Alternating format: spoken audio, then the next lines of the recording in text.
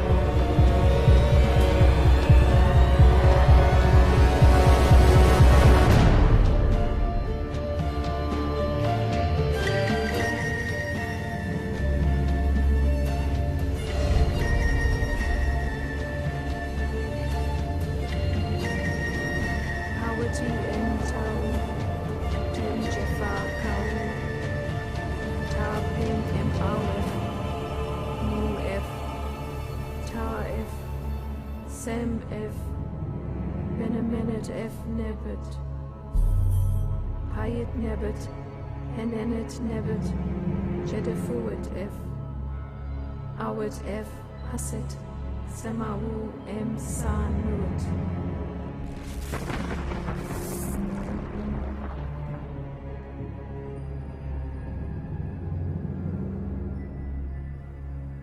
3,500 years ago, during the reign of King Thutmose III, ancient Egypt was invaded by spherical UFOs which were described as circles of fire. According to ancient papyrus, these spherical UFOs filled the sky for several days.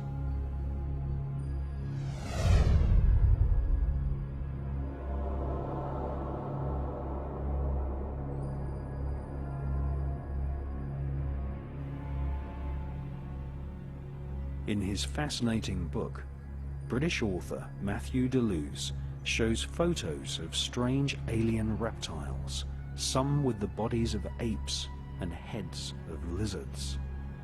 These can be found on the walls of the Temple of Hathor at Dendera in Egypt. Here we see reptilian humanoid creatures alongside pharaohs and bird-headed beings.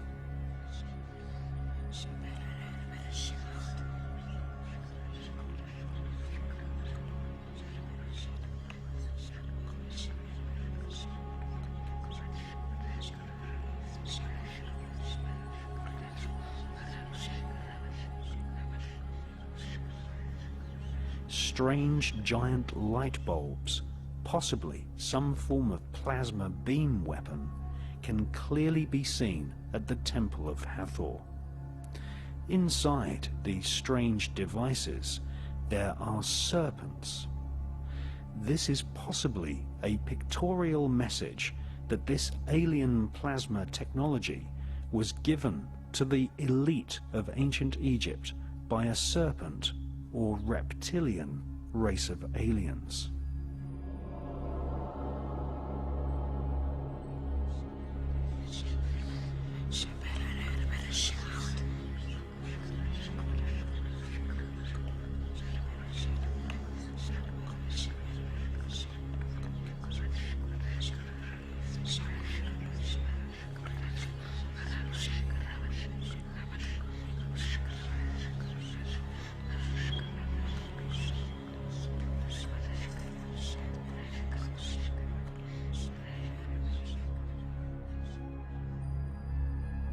Like the Antikythera mechanism from ancient Greece and the Baghdad battery, this plasma technology was a closely guarded secret technology reserved for the use of the elite in ancient Egypt.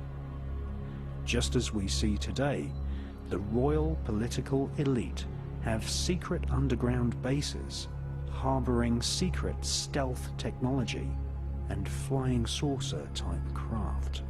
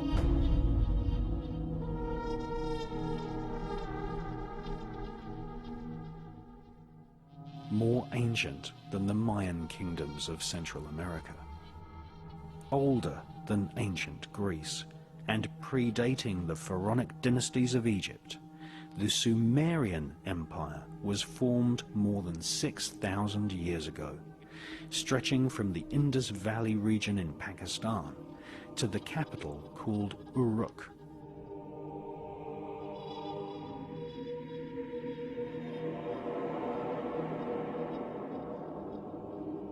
Sumeria is known as the cradle of civilization. It was here that white-skinned peoples from the Caucasus Mountains spread a worldwide cult of blood ritual and magic to the rest of the world. Hayat nevet, enenet nevet, Şarpelui F. Awet F. Haset, Semawu M. Sanut. Two authors, Zechariah Sitchin and the British genius John Marco Allegro, who translated large parts of the Dead Sea Scrolls, studied ancient Sumerian clay tablets, which were discovered at Nineveh in the 1800s. These clay tablets told the history of the Sumerian Empire, an empire which was formed by invading aliens called the Anunnaki.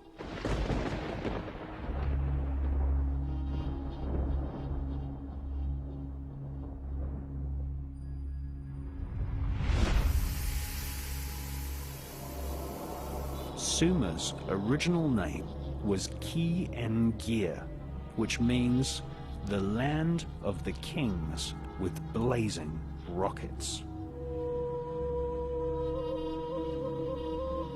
The Sumerian clay tablets describe the Anunnaki aliens genetically manipulating mankind and creating a hybrid race of alien reptilian humans who became known as the Nephilim.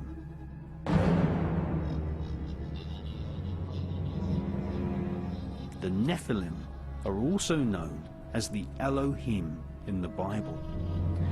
This was a genetically created race of rulers which had their human DNA mixed with that of the invading Anunnaki aliens.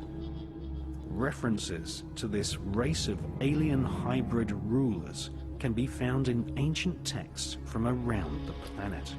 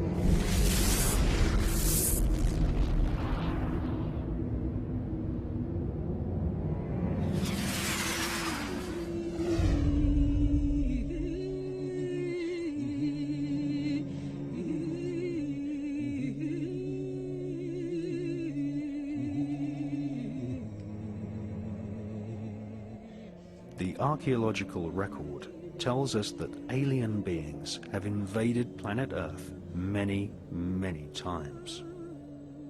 All over the United States, ancient oral traditions of sky gods, or aliens, persist. At conferences organized by American shamans, legends of aliens who gave mankind knowledge of genetics are spoken about openly.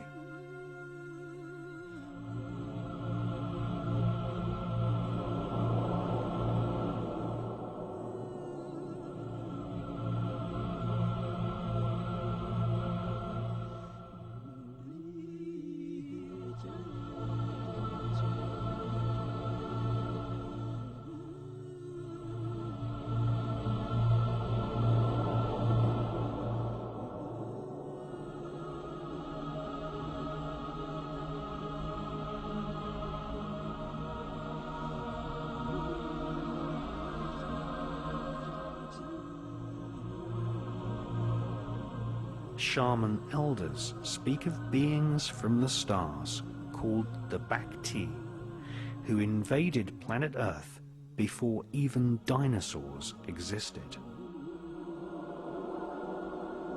Right at the point when planet Earth was just forming. The Hopi shaman elders make little dolls which represent spirits of their elders and spirits of the earth. They also make dolls which represent the spirits of the star gods. These dolls are called kachinas.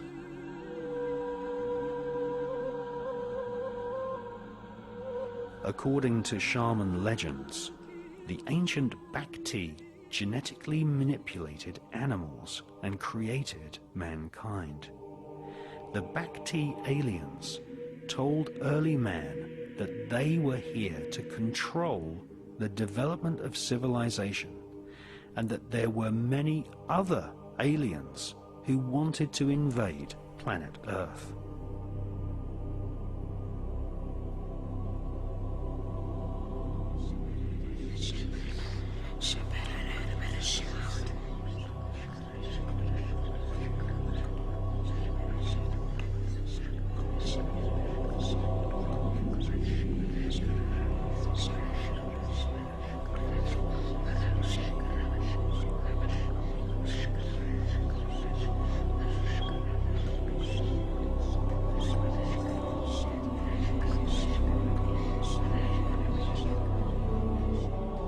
According to American shamans, the Bhakti aliens have been known both as gods and devils throughout the evolution of man.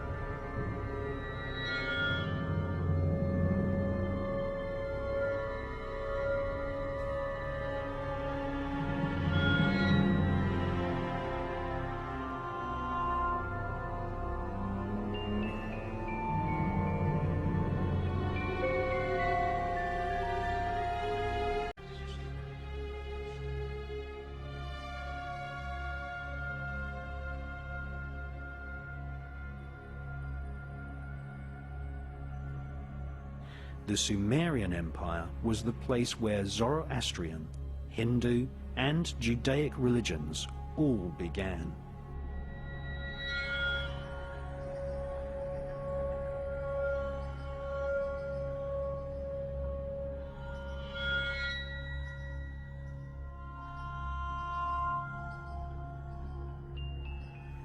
The hybrid alien-human rulers became known as the Zazumin, Rephaim, and the Anakim.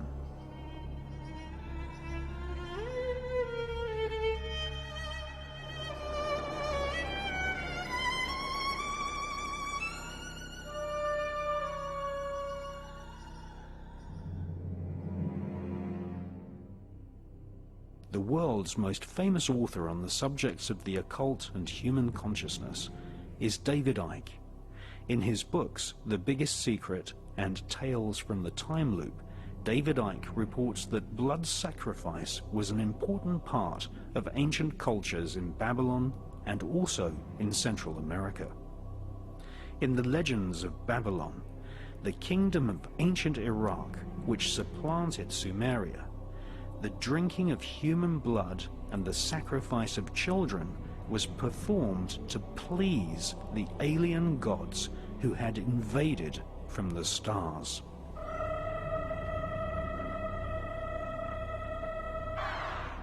The ancient ruling elite believed that drinking human blood allowed them to absorb human DNA from their ancestors.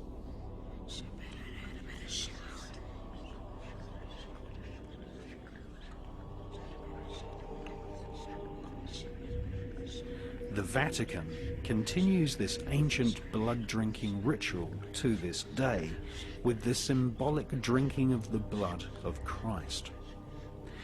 David Icke claims blood-drinking rituals have been performed by members of the royal political elite throughout history.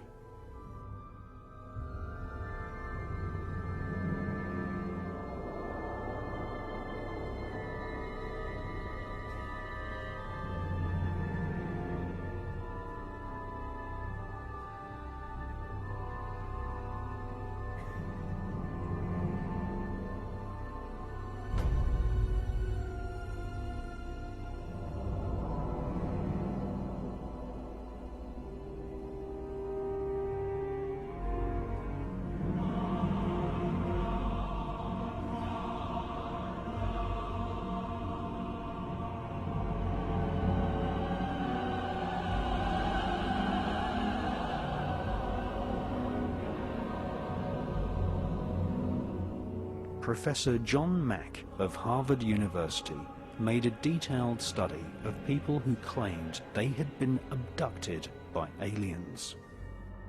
In his book, John Mack studied abductees who said that the grey alien is actually a genetically engineered reptilian who invade planet Earth on a regular basis and collect human DNA as part of a plan to breed an alien-human hybrid race who will serve an extraterrestrial elite.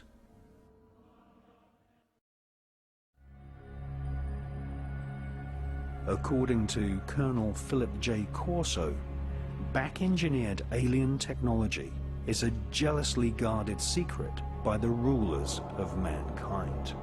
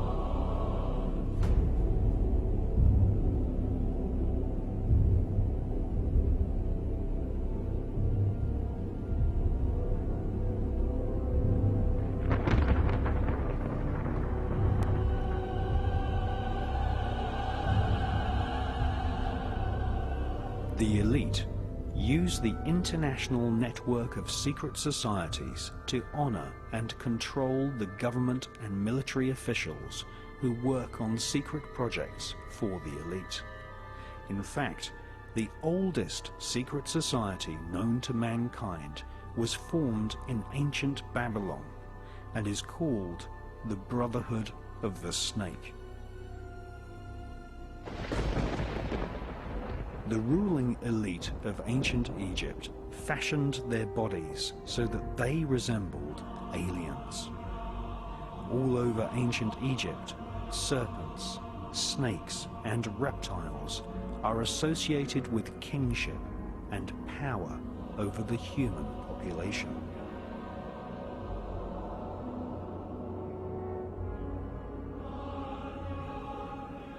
New kings had their bodies massaged with a special potion which contained crocodile fat. This was a worldwide cult of the crocodile, a reptilian species which has kept its original form since before dinosaurs walked on land. The crocodile is pictured alongside the Wangina creator spirits of Western Australia. Reptiles have always been associated with a race of hidden masters.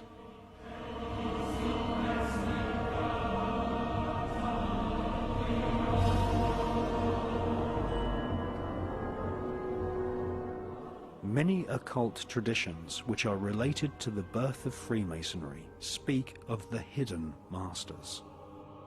Some occult historians and authors claim that a group of hidden masters control world international Freemasonry. Ancient Masonic texts suggest that these hidden masters are in actual fact alien spirits from another world. Some Masonic texts say that the secrets of how to control and influence society and politics from behind the scenes was passed to the elite of Freemasonry from a race of reptilian aliens who invaded planet Earth and landed in ancient Iraq more than 12,500 years ago.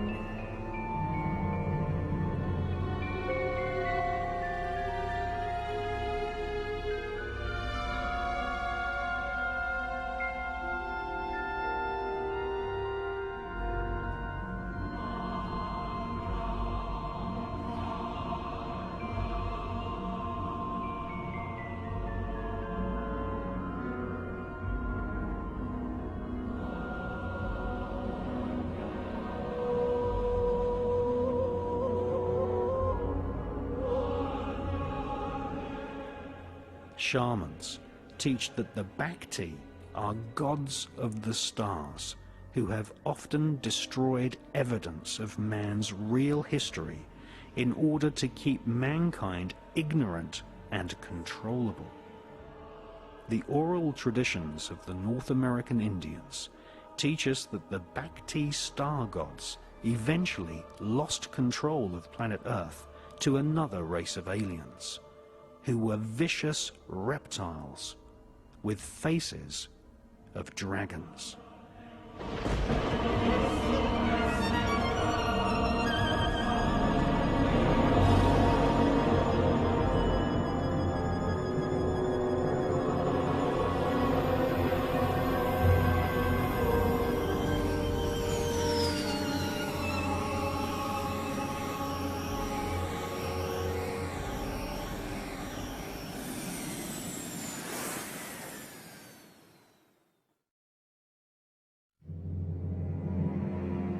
The Temple of Hathor at Dendera in Egypt is dedicated to a deity who had dominion over our Milky Way galaxy.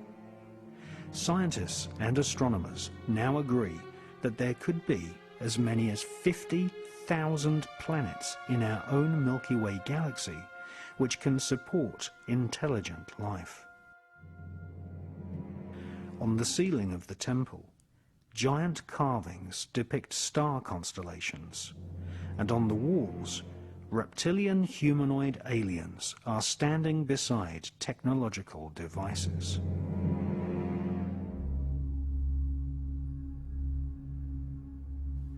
Lizards can be clearly seen standing upright alongside the royal elite of ancient Egypt.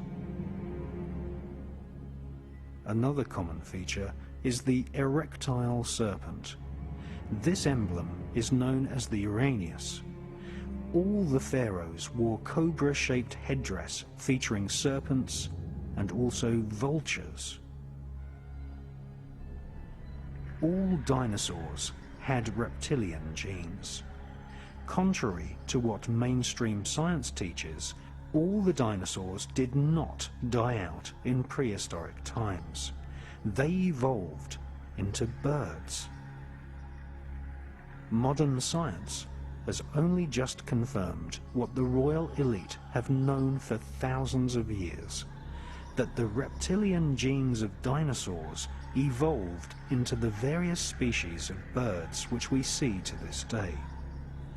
Birds are actually avian reptiles, or feathered serpents. Birds share the same reptilian DNA as pterodactyls and biped raptor dinosaurs such as the Tyrannosaurus rex.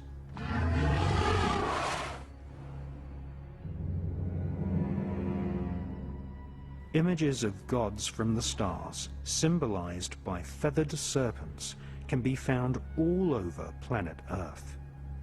In ancient Mexico, there was a god-king known as Quetzalcoatl. The word Quetzal means bird, and Coatl means serpent. He was the god from the stars who brought civilization and knowledge of the cosmos to the people of Central America.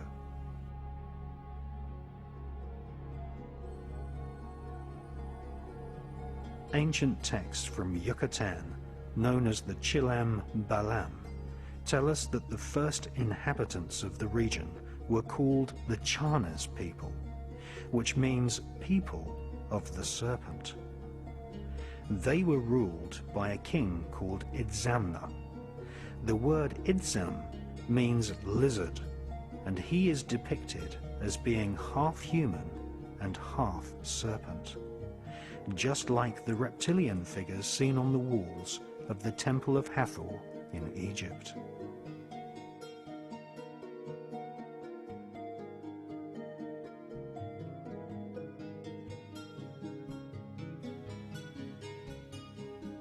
"5,000 years ago, the Olmecs of Central America carved statues of their god kings seated within the protective coils of giant serpents. In these carvings, we see gods holding small buckets, identical to the situlas of ancient Sumeria. These buckets contained the so-called water of life, the genetic material from which the reptilian overlords created modern man as a slave race to serve them.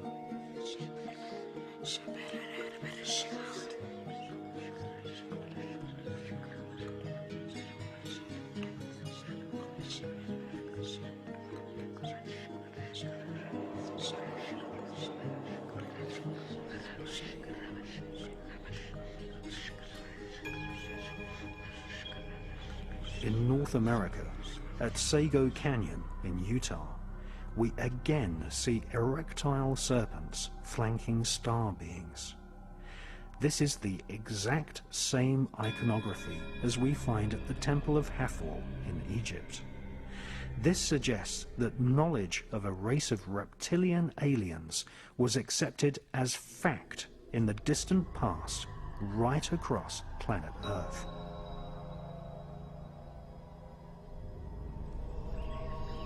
Perhaps the most ancient of all Chinese texts is the mysterious Yi King, which describes how humans were genetically modified by a goddess known as Nu Kua. She was a reptilian, whose descendants became the emperors of China. Time and time again, we see rock carvings and ancient texts from all over planet Earth telling us that dragon-like reptilian humanoids invaded planet Earth and genetically created a race of hybrid alien human rulers.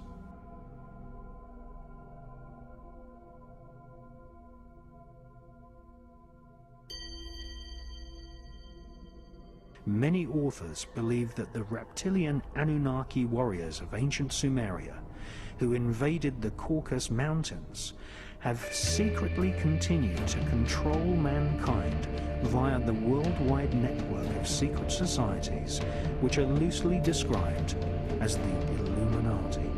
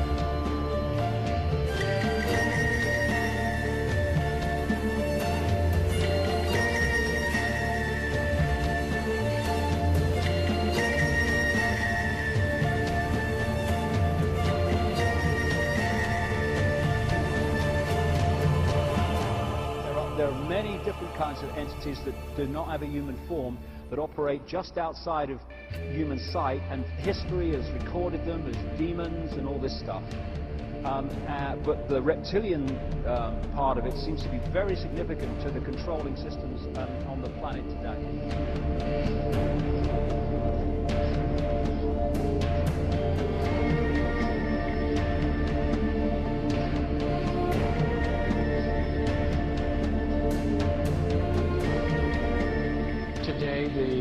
There's a lot of genetic experiments and Nephilim being created that are hybrids, and this is a very important part of what the Illuminati is doing, and they have been intermarrying with what the public calls aliens.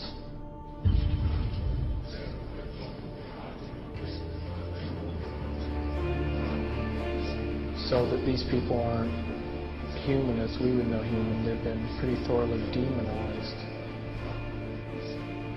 Bottom line is I have concluded that there are no good aliens.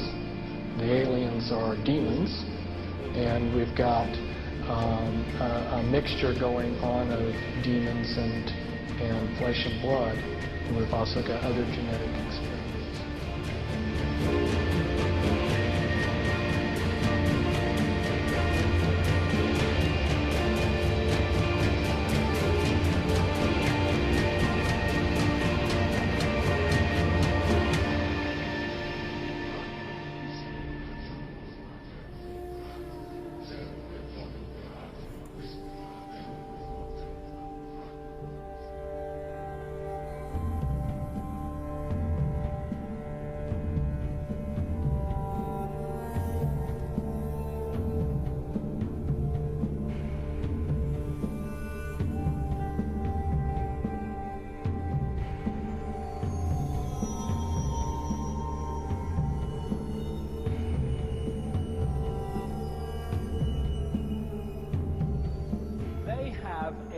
Vibrational sympathy with that which interbred with them.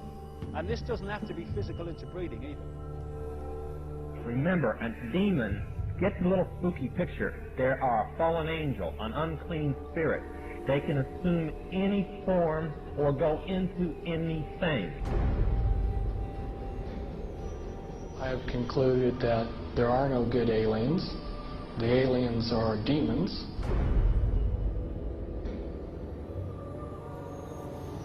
We can establish through this testimony that these objects of extraterrestrial origin have been tracked on radar going thousands of miles per hour, stopping and making right-hand turns. That they use anti-gravity propulsion systems, which we have already figured out how they work. That extraterrestrial life forms have been retrieved, and their vehicles have been taken and studied thoroughly for at least 50 years.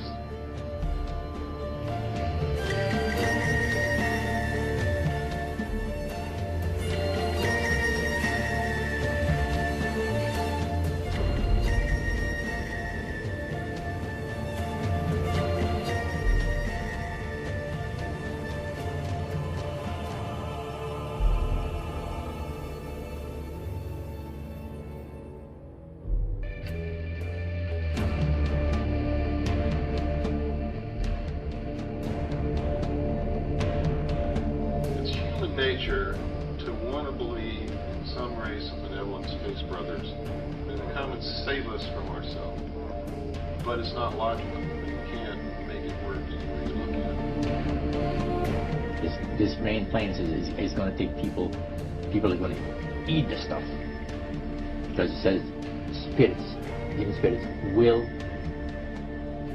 declare themselves to be inhabitants of far distant planets in the galaxies that are coming to warn the inhabitants of planet Earth of the impending destruction of the planet unless something seriously proper is done to avoid it.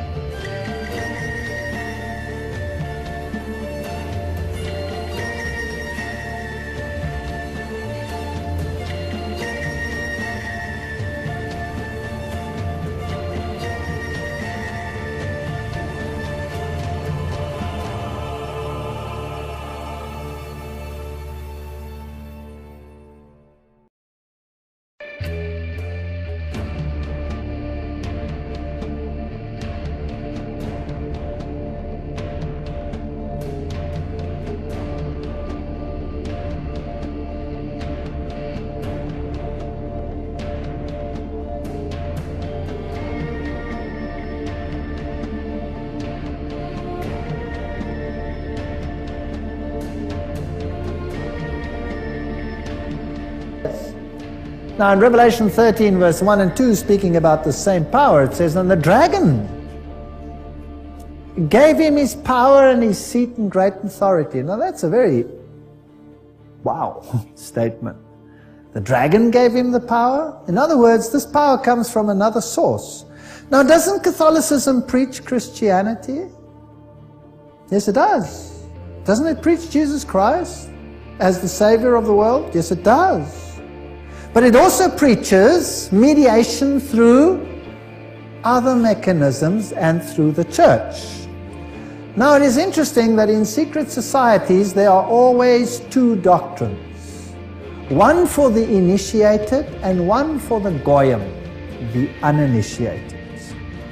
And the Knights Templars had two doctrines. The one was the inside esoteric occult doctrine, and the other one was the exoteric, the one to the outside, and that was Catholicism. So the masses received a religion which the insiders turned on its head. Amongst occult insiders, Lucifer is the true Son of God. Jesus is a second son who was defeated by the first one who had been thrown out. So Lucifer is the true luminary, the victor in the battle, and will be the one who will be worshipped at the end of time. That is occult doctrine. That's always been the doctrine of the Kabbalah, the Kabbalist doctrine, and it has been the doctrine of Gnosticism. But of course, it's not what the Bible teaches, but then Catholicism doesn't teach what the Bible teaches either.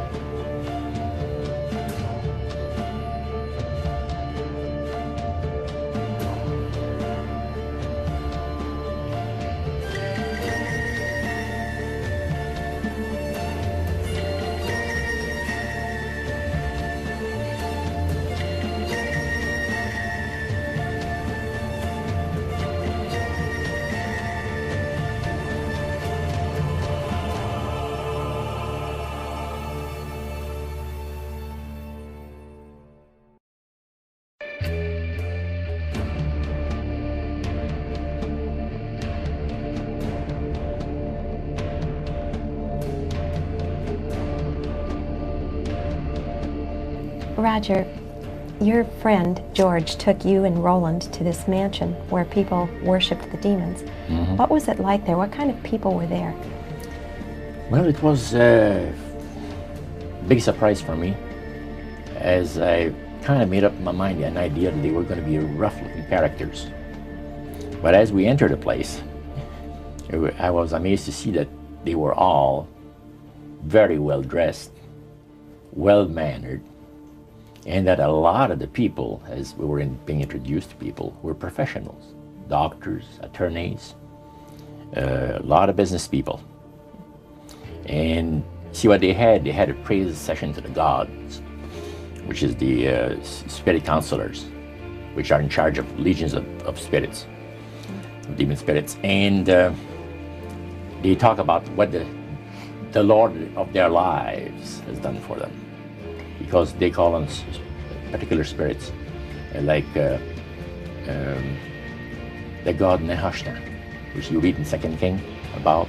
The Israelites worshipped the golden serpent that Moses had made. Mm-hmm. Well, behind the spirit worship, behind that, they were worshipping the serpent. They were actually worshipping this spirit Nehushtan.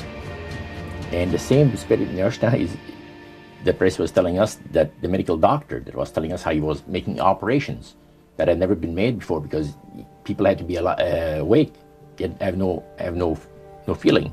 He was able to, carry on surgeries that had not been done before. Mm-hmm. But the spirits would give that capacity to be able to operate without people feeling any pain and things.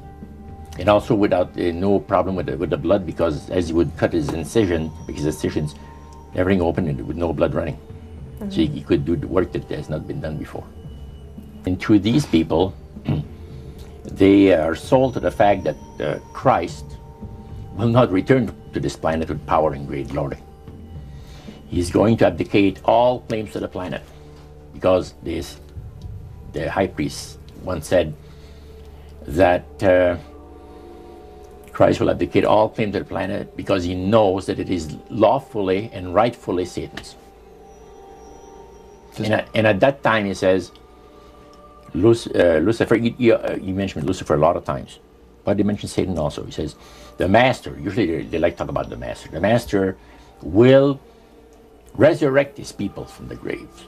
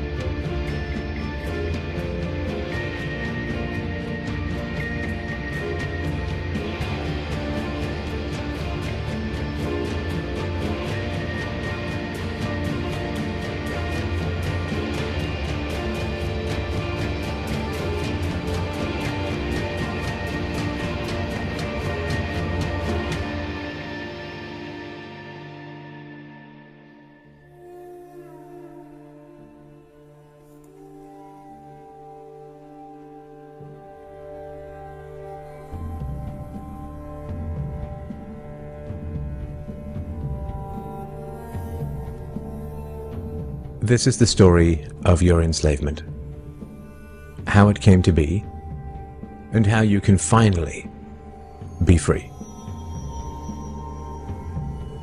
Like all animals, human beings want to dominate and exploit the resources around them. At first we mostly hunted and fished and ate off the land, but then something magical and terrible happened to our minds. We became, alone among the animals, afraid of death and of future loss. And this was the start of a great tragedy and an even greater possibility. You see, when we become afraid of death, of injury and imprisonment, we become controllable and so valuable in a way that no other resource could ever be. The greatest resource for any human being to control is not natural resources or tools or animals or land, but other human beings. You can frighten an animal because animals are afraid of pain in the moment, but you cannot frighten an animal with a loss of liberty, with torture or imprisonment in the future, because animals have very little sense of tomorrow. You cannot threaten a cow with torture or a sheep with death. You cannot swing a sword at a tree and scream at it to produce more fruit, or hold a burning torch to a field and demand more wheat. You cannot get more eggs by threatening a hen, but you can get a man to give you his eggs by threatening him. This human farming has been the most profitable and destructive occupation throughout history, and it is now reaching its destructive climax. Human society cannot be rationally understood until it is seen for what it is: a series of farms where human farmers own human livestock. Some people get confused because governments provide healthcare and water and education and roads, and thus imagine that there is some benevolence at work.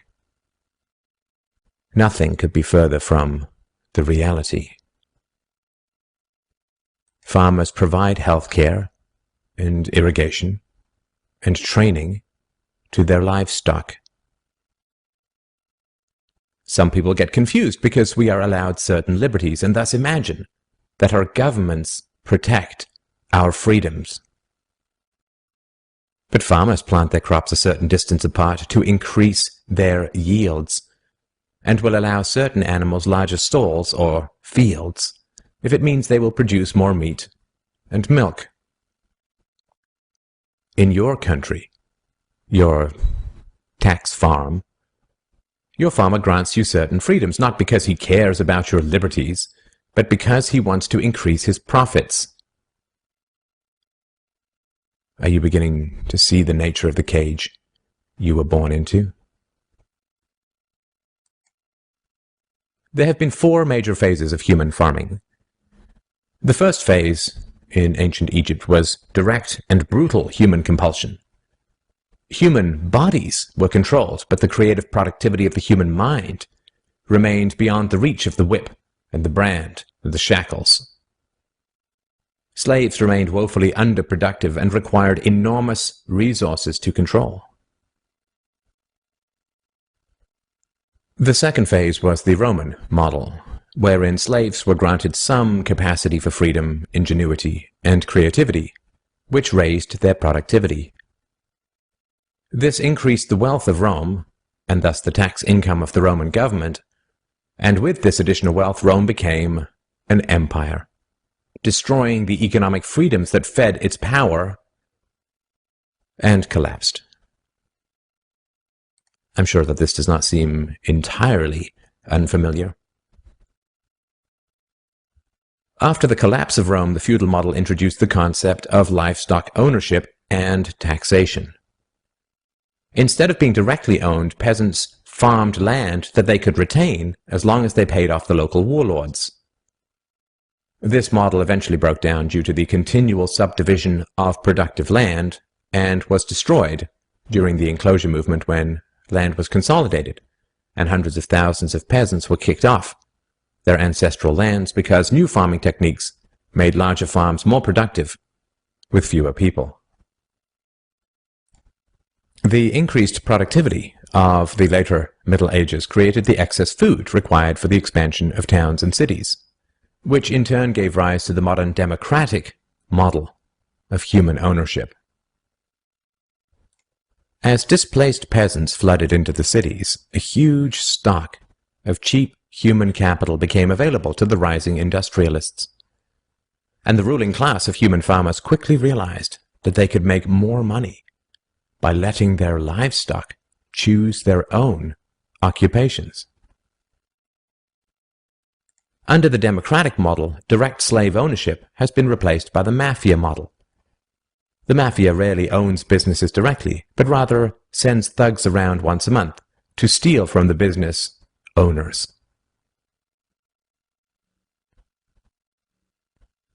You are now allowed to choose your own occupation, which raises your productivity, and thus the taxes you can pay to your masters. Value this time in your life, kids, because this is the time in your life when you still have your choices. And it goes by so fast. When you're a teenager, you think you can do anything, and you do. Your 20s are a blur. 30s, you raise your family, you make a little money, and you think to yourself, what happened to my 20s? 40s, you grow a little pot belly, you grow another chin. The music starts to get too loud. One of your old girlfriends from high school becomes a grandmother. 50s, you have a minor surgery. You'll call it a procedure, but it's a surgery. 60s, you'll have a major surgery. The music is still loud, but it doesn't matter because you can't hear it anyway. 70s, you and the wife retire to Fort Lauderdale. Start eating dinner at 2 o'clock in the afternoon. You have lunch around 10, breakfast the night before. Spend most of your time wandering around malls looking for the ultimate soft yogurt and muttering, how come the kids don't call? How come the kids don't call? The 80s, you'll have a major stroke. You end up battling with some Jamaican nurse who your wife can't stand, but who you call mama. Any questions? Your few freedoms are preserved because they are profitable to your owners. The great challenge of the democratic model is that increases in wealth and freedom threaten the farmers. The ruling classes initially profit from a relatively free market in capital and labor, but as their livestock become more used to their freedoms and growing wealth, they begin to question why they need rulers at all. Well, nobody ever said that human farming was easy. Keeping the taxed livestock securely in the compounds of the ruling classes is a three-phase process. The first is to indoctrinate the young through government, quote, education. As the wealth of democratic countries grew, government schools were universally inflicted in order to control the thoughts and souls of the livestock. The second phase is to turn citizens against each other through the creation of dependent livestock. It is very difficult to rule human beings directly through force, and where it can be achieved, it remains cripplingly underproductive, as can be seen in North Korea. Human beings do not breed well or produce efficiently in direct captivity. But if human beings believe that they are free, then they will produce much more for their farmers. The best way to maintain this illusion of freedom is to put some of the livestock on the payroll of the farmer. Those cows that become dependent on the existing hierarchy will then attack any other cows who point out the violence, hypocrisy, and immorality of human ownership. Officers positioned Grant face first on the floor with one officer near his head, a second near his back, and a third officer standing nearby. There appeared to be a brief struggle. Then, a 2-year veteran BART officer stands, draws his weapon, and fires.